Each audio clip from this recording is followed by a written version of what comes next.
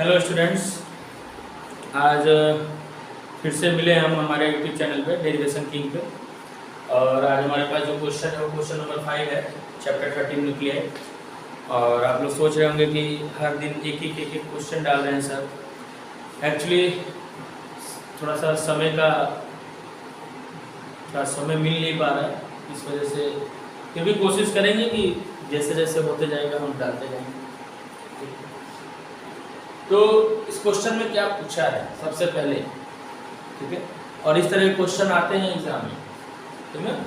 Value को change कर देंगे, पर तरीका आपको पता होना चाहिए। तरीका क्या है, कैसे वर्क कर रहा है, वो आपको पता होना चाहिए। तो जैसे कि मैंने यहाँ पे क्वेश्चन लिखा हुआ है, the Q value of a nuclear reaction, यानी एक न्यूक्लियर रिएक्शन हो रहा है A plus B C plus D. इस फॉर्मेट के आधार पे हमारे पास एक रिएक्शन हो रहा है, मतलब यहाँ पर एक अलग से एलिमेंट है वो दूसरे एलिमेंट के साथ टकरा रहा है, तो तीसरा एलिमेंट प्लस चौथा एलिमेंट हमको मिल जाए। तो ये हमारा रिएक्टेंट हो गया, प्रोडक्ट हो गया, जैसे आप केमिकल रिएक्शन पढ़ते हैं। इन द सेम वे वो जो एनर्जी रिलीज करेगा उस एनर्जी के बारे में हमें पता करना है। उसके लिए फॉर्मूला हमारे पास है Q is equal to mass of first element, mass of second element minus mass of third element minus fourth element into c square, because this is the energy and energy equal to आपको पता ही है m into c square. तो total mass हो गए into c square, आपने पढ़ा है ना energy E is equal to m into c square. और यहाँ से होते हुए हम बाइंडिंग एनर्जी की तरफ बढ़े थे, तो यहाँ पे एनर्जी रिलीज हो रही है, आइंस्टाइन का रिलेशन हमने उपयोग किया है। तो Q is equal to ma plus mb minus mc minus md into c square. ये हमारा इक्वेशन नंबर कौन सा बना, फर्स्ट। इसमें दो क्वेश्चन है फाइंड करने के लिए।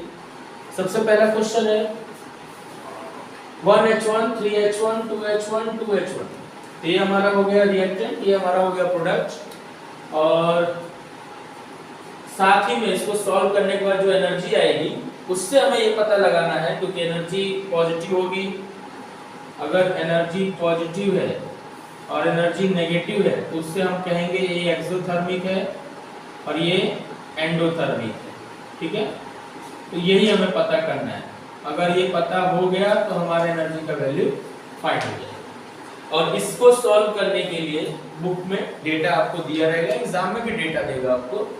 मास ऑफ 2h1 का कितना है 2.01102 U, मास 3h1 का कितना है 3.016049, मास 12C6 का वैल्यू कितना है 12 U, मास 20 Ne10 का कितना है 19.999, ठीक। तो जैसा कि आपने देखा, पहले इस एनर्जी को सॉल्व कीजिए।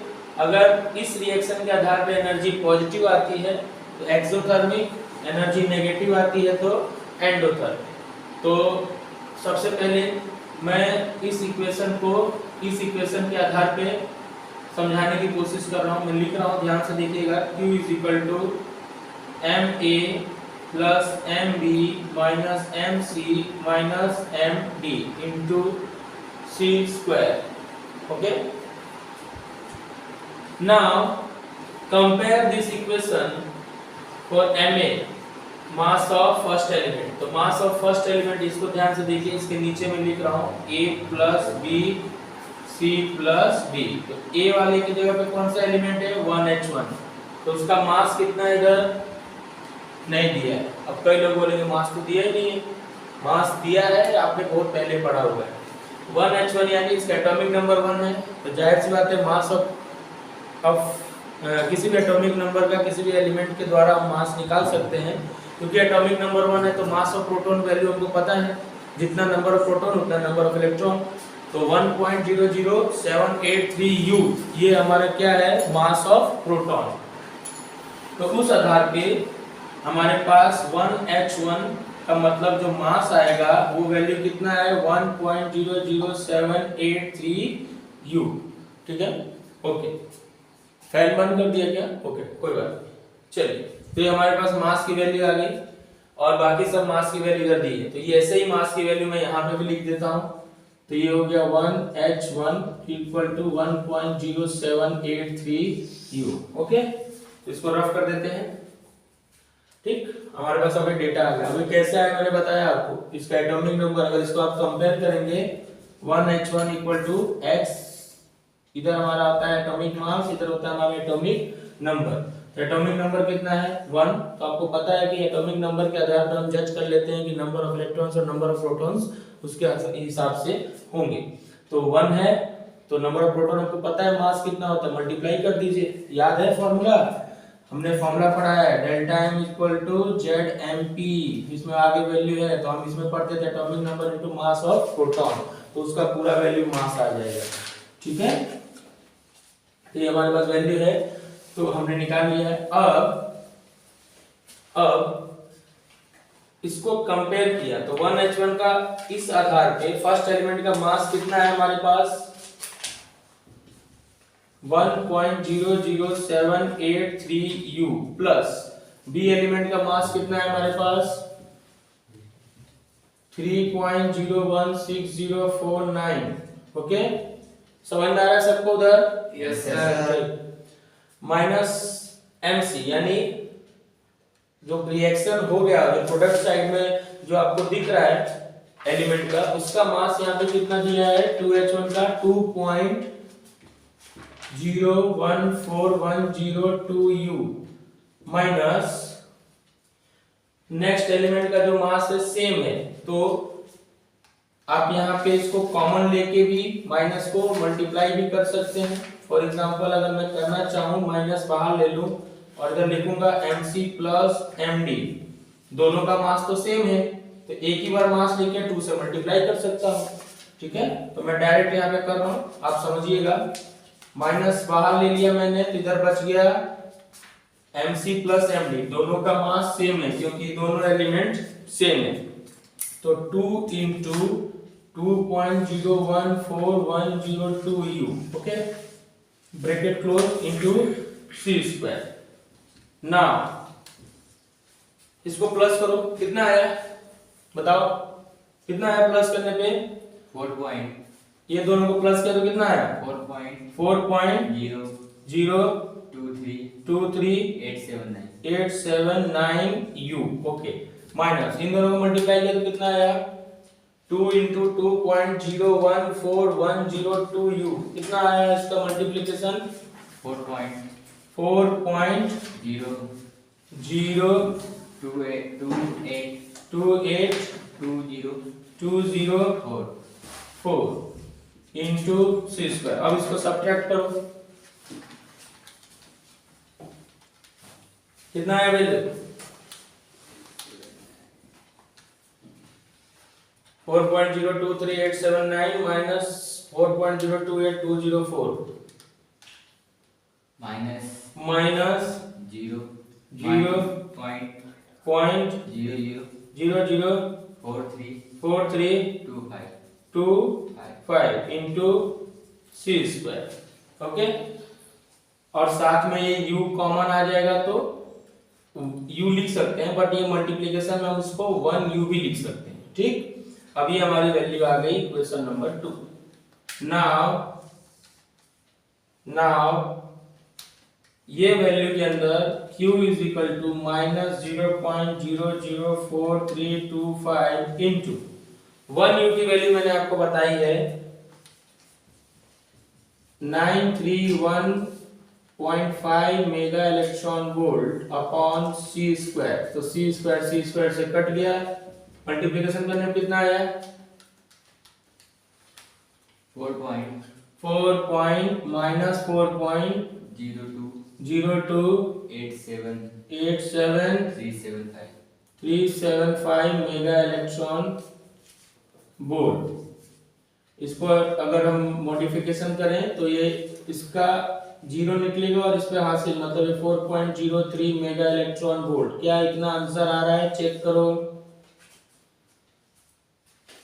इतना आंसर आ रहा है। Q is equal to minus 4.03 mega electron volt.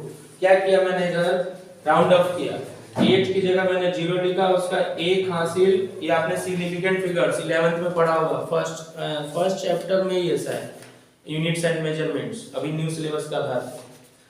पुराने सिलेबस में ये chapter units and measurement 11th class के सेकेंड चैप्टर में आता था, बिकॉज फर्स्ट चैप्टर होता था फिजिकल वर्ल्ड, वो रिमूव हो गया है, तो जिस वजह से मैंने राउंड ऑफ किया है। 8 की जगह मैं 0 लिखूंगा और उसका एक कैरी 2 पे आएगा तो बन जाएगा 3, तो आंसर है -4.03 मेगा इलेक्ट्रॉन वोल्ट।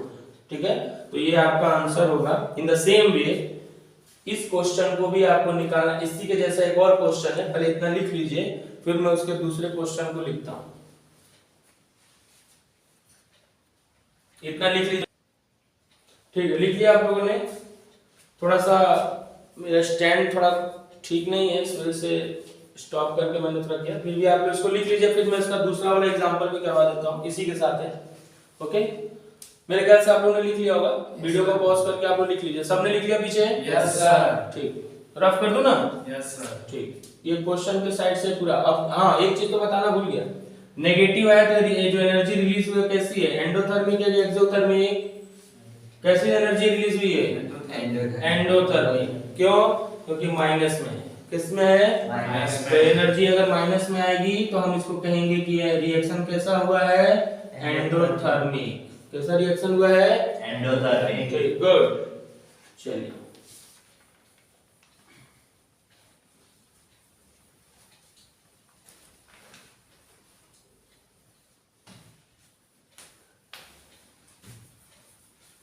चलिए सेकंड क्वेश्चन वेरीफाई करना। ठीक है, मैं लिखता हूं यहाँ पे सेकंड क्वेश्चन। सेकंड क्वेश्चन है कि 12C6 प्लस 12C6 रिएक्शन होने के बाद 20Ne10 प्लस 4He2 ये आपका प्रोडक्ट बना। तो आप देख सकते हैं एटॉमिक मास ऐड होने के बाद 24 हुआ, तो 20 इधर है प्लस 4 इधर, हो गया 24, बैलेंस हो गया। जैसे केमिकल रिएक्शन में आप लोग बैलेंस करते हैं। 6 प्लस 6 कितना हुआ रिएक्टेंट साइड में? 12, तो 10 प्लस 2 कितना हुआ? 12, बैलेंस हो गया। ओके, ठीक, अब सेम प्रोसेस है, इसमें कुछ नया नहीं है, बस आपको इसका मास यहाँ कॉलम में नहीं दिख रहा होगा, ये बुक में डेटा भी नहीं दिया है आपको, बट आपको निकालने आना चाहिए। फिर भी मैं कभी आपको इसका निकालने का तरीका बता दूंगा। अभी फिलहाल मैं इसके मास को मैं डायरेक्ट यहाँ लिख देता हूँ, M4He2 equal to 4.00260 mu. Okay, ये इसका मास है ना। इस इक्वेशन को यहाँ पे नीचे लिख देता हूँ A plus B C plus D. अब हमारे पास फर्स्ट एलिमेंट का मास है, कितना है? 12.00 U। नेक्स्ट वापस वही एलिमेंट है, सेम मास यहाँ दिया हुआ है, इससे कंपेयर किया तो इसका मास यहाँ दिया हुआ है D, उसका मास मैंने लिख दिया। ठीक है, अब फॉर्मूले में एनर्जी में बैठा देते हैं। हमारा मेन टारगेट है फाइंड रिएक्शंस और एंडोथर्मिक और एक्सोथर्मिक। तो जो एनर्जी रिलीज होगी या एब्जॉर्ब होगी उससे हम पता लगा लेंगे कि हमारा रिएक्शन कैसा है, एंडोथर्मिक है या एक्सोथर्मिक। तो वैल्यू के हिसाब से पता चलेगा, अगर प्लस आया तो एक्सोथर्मिक, माइनस आया तो एंडोथर्मिक। कभी कभी ये पूछ लेता है, एमसीक्यू में इस तरह इतना मतलब कॉम्प्लिकेट करके नहीं पूछेगा, बट कभी कभी पूछ सकता है। तो अब हम लोग इसके फॉर्मूले में वैल्यू रखेंगे, Q is equal to bracket square bracket लगाइए, मास ऑफ फर्स्ट एलिमेंट कितना है? 12, मास ऑफ सेकंड एलिमेंट कितना है? 12, तो 2 into 12.00 म्यू लिख सकता हूँ। ओके, माइनस बाहर ले लिया, अंदर बच गया mc प्लस md। तो mc यानी मास ऑफ जो c एलिमेंट है, तो c एलिमेंट कौन सा है? ये, उसका वैल्यू कितना है? 19.992439 U। Mass of d element, क्योंकि माइनस बाहर ले लिया इधर बन गया माइनस, अब यहाँ पे आ जाएगा प्लस। ओके, तो mass of D element value है 4.00260 म्यू ब्रैकेट बंद इनटू सी स्क्वायर। क्या हुआ इधर? ये दिया हुआ है, इसको सॉल्व करना है, एनर्जी फाइंड करना है इसके आधार पे। तो हमने जो रिएक्शंस दिए हैं उसको कंपेयर कर लिया, तो ये बन गया फर्स्ट एलिमेंट का मास, सेकंड एलिमेंट का मास, थर्ड एलिमेंट का मास, डी एलिमेंट का मास, यानी फोर्थ एलिमेंट का मास। तो दोनों सेम थे तो 2 इंटू, और ये सी एलिमेंट का जो मास है इसकी जगह जो हमें पुट करना है, तो मैंने ध्यान से देखोगे इसमें तो माइनस बाहर ले लिया है, इधर बच गया प्लस। तो इसका मास यहाँ दिया हुआ है 19.99243 प्लस 4He2 का वैल्यू दिया हुआ है कितना है 4.00260 U। Okay, now Q is equal to multiplication किया तो कितना आया 24.00 U माइनस इसको प्लस किया तो कितना आया 19.992439 प्लस 4.0260 U। प्लस करो इसको फास्ट, थोड़ा जल्दी करो। यहां तक सबने लिख लिया ना, तो लिखते समय तो ध्यान देना कि मास ऑफ मैंने ये वाला ऐड किया और ये वाला ऐड किया, ठीक है।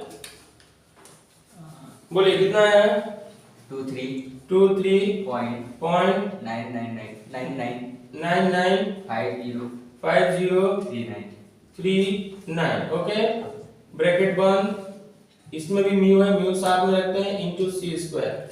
म्यू और म्यू दोनों बाहर निकालो कॉमन में, तो Q बराबर 24.000 U minus 23.995039 U into c square. Minus करो कितना आया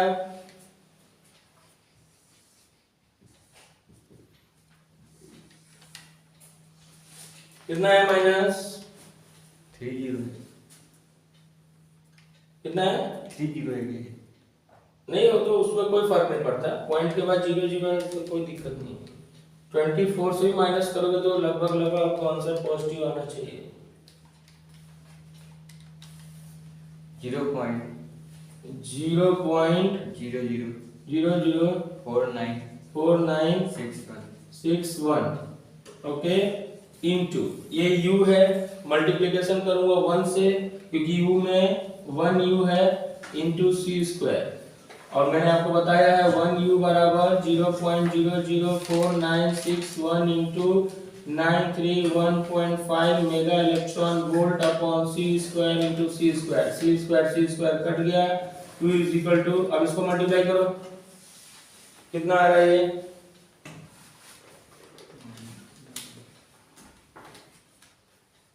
4 पॉइंट होगा, 46 तो कहीं गड़बड़ हुआ है क्या 24.00 माइनस 23.950939 करने पे इतना आया।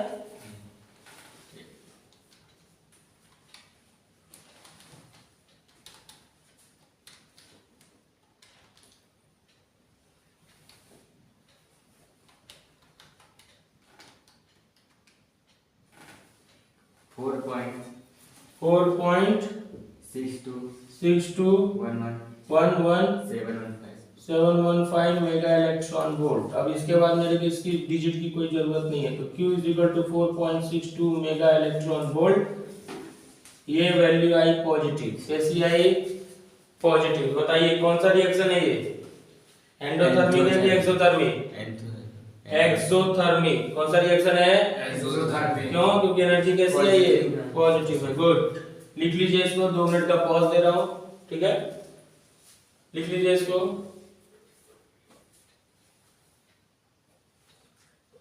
लिख लिया? Yes sir. ओके, ठीक। तो ऐसे ही क्वेश्चंस आपको मिलेंगे करने के लिए, ठीक। ओके, तो कुछ बच्चों ने कमेंट किया है कि सर हमें रिएक्शंस के जो वैल्यू है, जैसे mass of this, mass of this, mass of this, ये डेटा दिया है, पर अगर हमें खुद निकालना है तो क्या करना है? तो सबसे पहले आपको मास of proton, mass of neutron, mass of electron क्या होता है पहले उसको समझ लीजिए पूरी तरह, पिछले वीडियो में जाके, उसके बाद आप इसको निकाल सकते हैं। कोई रॉकेट साइंस नहीं है ये, ठीक है।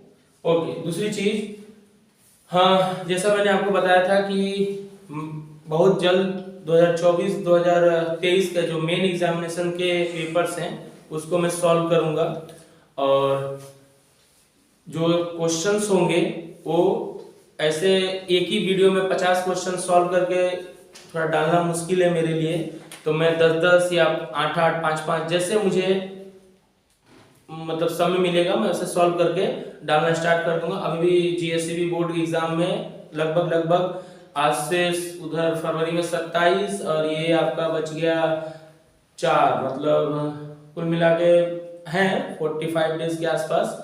ठीक, तो 45 to 47 या 49 डेज बचे हैं। एक बार कैलकुलेट कर लीजिएगा एग्जैक्ट डेट। और फिजिक्स ही सबसे पहला पेपर है 12th साइंस का, तो मान के चलिए कि कुछ नहीं तो भी लगभग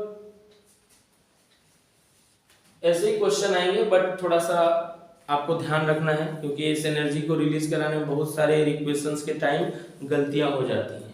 ठीक है, और लगभग आपको ध्यान रखना है कि कमेंट करते समय 2 चीजों का, कि आप लोग कमेंट में लड़े ना।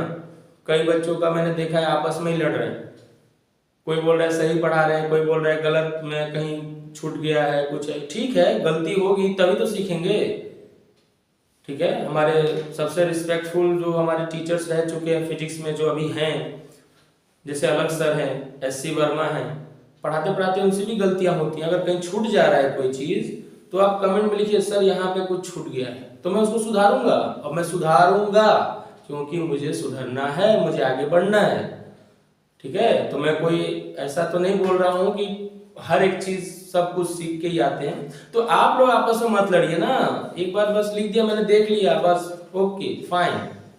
बट ये सब बोलकर आपस में लड़ रहे हैं तो क्या है, कमेंट जब नीचे जाएगा, नीचे जाते जाएगा, फिर जो नए यूजर्स आएंगे, सब्सक्राइबर आएंगे, वो जब देखेंगे तो उनको क्या लगेगा कि इसमें ऑलरेडी फाइटिंग चल रही है।